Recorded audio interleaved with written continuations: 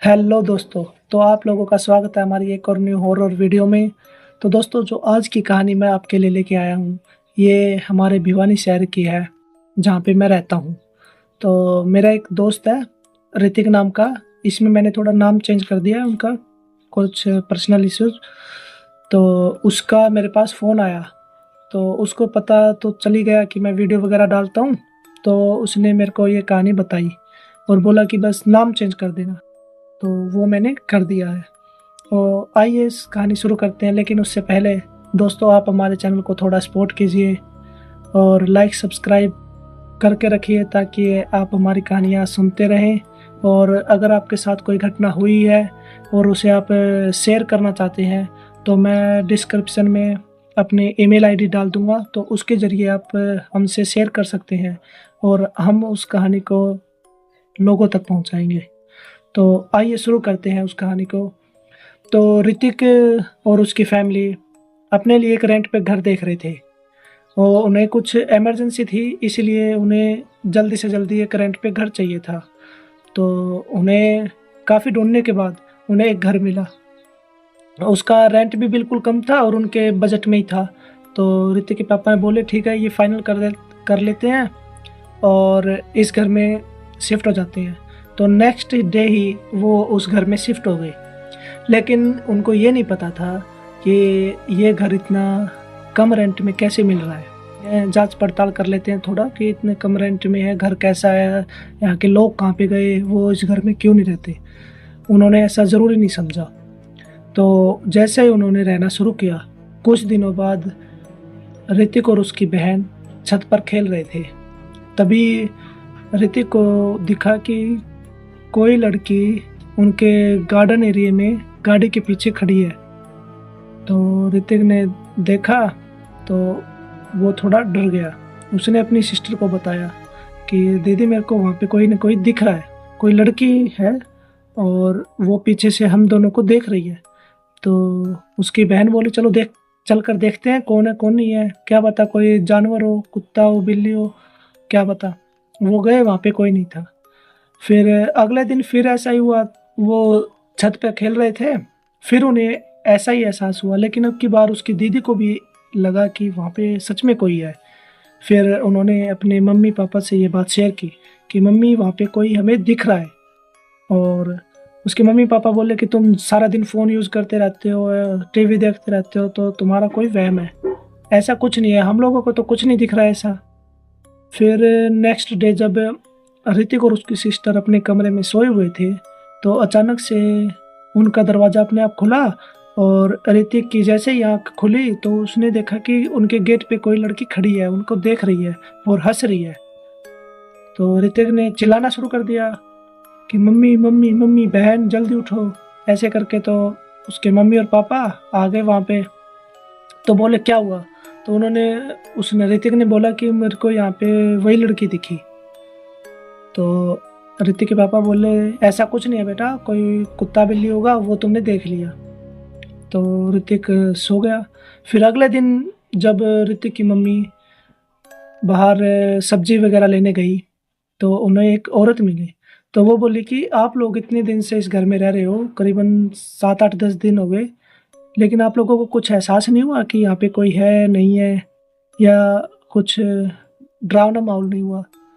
तो ऋतिक की मम्मी सोच में पड़ गई कि अभी 2 दिन पहले ही तो हमारे साथ ये हुआ था, लेकिन इस औरत को कैसे पता। फिर उसने बोला कि आपको कैसे पता कि वहाँ पे कुछ ऐसा है। तो उस औरत ने बोला कि आप जल्दी से ये घर खाली कर दो, वरना आप लोगों के साथ कुछ भी हो सकता है। बस इतना कह के वो औरत चली गई वहाँ से। फिर ऋतिक की मम्मी घर आई। उसने उसके पापा को बताया कि मेरे को एक औरत मिली और उसने बोला कि ये बात हुई, ये बात है इस घर में, और सच में हमारे साथ ऐसा तो हुआ है। फिर ऋतिक के पापा बोले ऐसा कुछ नहीं है, हमें कम रेंट पे मिल गया, या लोग जलन के मारे ऐसा बोल देते हैं। उन्होंने गौर नहीं किया इस बात पे। फिर उसी दिन रात को ऋतिक की बहन के पेट में दर्द हो गया और वो पागलों जैसे चिल्लाने लगी। तो ऋतिक की मम्मी और पापा उसको डॉक्टर के पास लेके गए और पीछे से ऋतिक घर पे अकेला रह गया। तो ऋतिक अपने कमरे में फ़ोन चला रहा था, तभी उसको उसकी सिस्टर की आवाज़ आई कि भाई बाहर आ जाओ, खेलते हैं। ऋतिक सोच में पड़ गया कि मम्मी पापा तो बहन को लेके डॉक्टर के पास गए हैं, लेकिन मेरे को बाहर कौन बुला रहा है। वो जल्दी से उठा और अंदर की कुंडी लगा ली और वो वापस जाके अपने बिस्तर पर कंबल ओढ़ लिया उसने और फ़ोन चलाने लगा। तो उसको वो आवाज़ें फिर आने लगी, भाई बाहर आ जाओ, खेलते हैं, आ जाओ ना, अब अपनी बहन के साथ भी नहीं खेलोगे। ऐसे ऐसे करके उसको आवाज़ें आती जा रही थी। फिर अचानक से घर का मेन गेट खुला और ऋतिक के पापा और उसकी मम्मी उसकी बहन को डॉक्टर के पास लेके गए थे, वो घर में आ चुके थे। तो उसने देखा कि अब तो मम्मी पापा वही होंगे पक्का पक्का।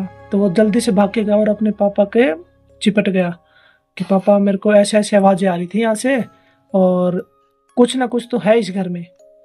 तो उसके पापा ने बोला कि जब इतना कुछ हो ही चुका है तो घर को चेंज कर लेते हैं। तो फिर अगले दिन उन्होंने एक पुजारी जी को बुलाया।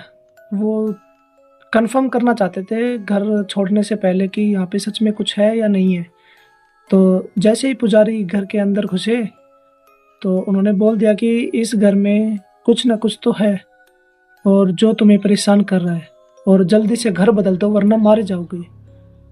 तो उसके पापा बोले कि अभी हमें कुछ दिन और रहना पड़ेगा यहाँ पे, कुछ बजट इशू है। तो पुजारी जी बोले कि मैं कल आऊँगा, फिर कुछ हवन वगैरह करूँगा, तो मैं इसको जो भी है इस घर में उसको शांत करने की कोशिश करूँगा ताकि वो तुम्हें आगे परेशान ना करे। तो पंडित पुजारी जी ने वो सामान जो चाहिए था वो उसके पापा को दे दिया कि ये सामान ले आना। फिर अगले दिन जब पुजारी जी उस घर में घुसे तो उन्हें अजीब सा एहसास हुआ कि ये कोई नॉर्मल आत्मा नहीं है, ये कोई खतरनाक आत्मा है। और पुजारी जी थोड़े सहम गए। तो पुजारी जी ने हवन की तैयारी शुरू की। जैसे ही वो अपने ध्यान में बैठे तो घर की खिड़कियां अपने आप खुलने लगी, घर का दरवाजे जोर जोर से बजने लगे, जो रसोई में बर्तन थे वो नीचे गिरने लगे। तो पुजारी जी ने उस आत्मा को कैद कर लिया। तो वो बोला कि अब तुम सुरक्षित हो, मैं जा रहा हूँ, इसको लेके इसके सही ठिकाने पर मैं इसको पहुँचा दूंगा और तुम अब लोग आराम से रह सकते हो, लेकिन जल्दी से जल्दी तुम्हें ये घर बदलना होगा। तो पुजारी जैसे घर से बाहर निकले, वो चले होंगे थोड़ी दूरी, अचानक से उन्हें हार्ट अटैक आ गया। और ऋतिक के पापा ने देखा तो पुजारी जी वहाँ गली में पड़े हुए हैं। तो वो जल्दी से जल्दी पुजारी जी को उठाकर हॉस्पिटल लेके गए। तो पुजारी जी 2-3 दिन हॉस्पिटल में एडमिट रहे और पीछे से ऋतिक के पापा ने वो घर बदल दिया, वो दूसरे घर में शिफ्ट हो गए। फिर 2-3 दिन के बाद पुजारी जी को छुट्टी मिली तो पुजारी जी उनके पास गए, बोला कि अच्छा हुआ तुमने घर बदल दिया, वरना तुम्हारे साथ कुछ भी हो सकता था। जो मेरे साथ हुआ, ये मेरे को हार्ट अटैक आया, ये कोई नॉर्मल बात नहीं थी, ये मेरे को उस आत्मा की वजह से आया। तो मैं उसको इस घर से दूर लेके जा रहा था, जैसे ही मैं गिरा तो वो मटकी टूट गई और आत्मा अपने ठिकाने पर वापस आ गई। अच्छा हुआ तुमने घर बदल दिया, वरना तुम मारे जाते। तो ऋतिक के पापा ने पूछा कि इस घर में ऐसा क्या है। तो पुजारी जी ने बोला कि मैंने इस घर के बारे में पता किया तो यहाँ पे 16 साल की लड़की ने फांसी लगाई हुई थी जिस रूम में तुम्हारे बच्चे सोते हैं, और उस आत्मा ने पूरा प्रयास किया तुम्हारे बच्चों को वश में करने का, लेकिन वो नाकामयाब रही। तुमने टाइम रहते मेरे को बुला लिया। और ये बात सुनकर ऋतिक के पापा शोक में रह गए। फिर उन्होंने घर चेंज कर ही दिया था। तो फिर जो जिस घर में वो अभी शिफ्ट हुए थे उस घर में उन्हें कोई ऐसी परेशानी नहीं हुई और पुजारी जी भी अपने मंदिर में वापस चले गए।